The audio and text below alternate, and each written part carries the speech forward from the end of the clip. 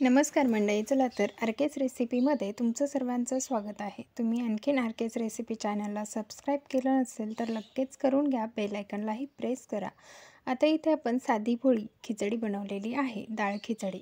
तर ती कशी बनवायची ते साहित्य आपण पाहूया. चला व्हिडिओला सुरुवात करू. आता इथे साहित्य घेतलेलं आहे.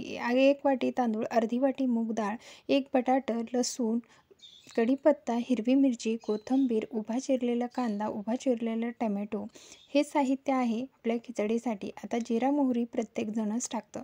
आता इथे कुकर ठेवलेला आहे गॅसवरती.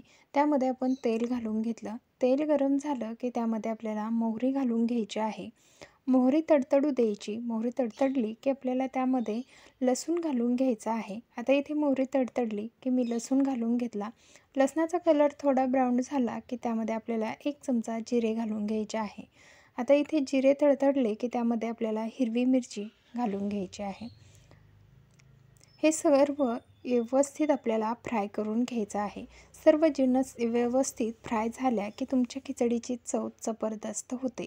आणि प्रत्येकच दिवशी आपल्याला स्वयंपाक करायचा असतो, त्यामुळे एखाद्या दिवशी आळस आला तर तुम्ही अशी मूगडाळ खिचडी बनवून नक्की खा, कारण खूप चवीला जबरदस्त होते. किंवा कोणाकोणाच्या घरामध्ये मूगडाळ खिचडी बनवल्या जाते, कमेंटमध्ये नक्की सांगा. इथे आपण कढीपत्ता, कांदा घालून घेतला.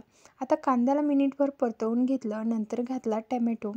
टॅमॅटोलाही थोडंसं परतवून घ्यायचं. नंतर घालायचा बटाटा, टॅमॅटो हे सर्व जिन्नस एकजीव करून मस्त अशा फ्राय करून घ्यायच्या. नंतर घातला अर्धा चमचा हळद. यालाही तेलामध्ये मिक्स करायचं. वरतून डाळ तांदूळ स्वच्छ 2-3 पाण्याने धुवून त्यामध्ये टाकून घ्यायचे. याला पूर्ण जिन्नसमध्ये मिक्स करून घ्यायचं. आता इथे वरतून आपण थोडेसे शेंगदाणे, चवीपुरतं मीठ आणि कट करून घेतलेली कोथिंबीर टाकून घेतली. याला मिक्स करायचं. आवश्यकतेनुसार यामध्ये पाणी घालायचं. अशा पद्धतीने आपल्याला तांदूळ जे आहेत ते मिक्स करून घ्यायचे आहे, जे की तुम्ही पाहू शकता. आता या कुकरला झाकण लावून 3 शिट्ट्या करून घ्यायच्या आहे. आता कुकरला जर तुम्ही शिट्ट्या नसाल काढत तर कमी गॅसवरती तुमच्या आवश्यकतेनुसार तुम्ही इथे लावू शकता. आता इथे मी 3 शिट्ट्या करून घेतल्या. कुकर आपलं थंड होण्यासाठी ठेवलं. आता इथे कुकरची पूर्ण हवा गेलेली आहे. तुम्ही पाहू शकता परफेक्ट अशी आपली खिचडी तयार झालेली आहे. आणि इथे मी राशनच्या तांदळाचा वापर केलेला आहे, कुठल्याही ब्रँडचे तांदळ नाही. इथे आपली मस्त अशी खिचडी साधी भोळी तयार झालेली आहे. त्याचसोबत तिला इथे दही, कांदा, लोणचं.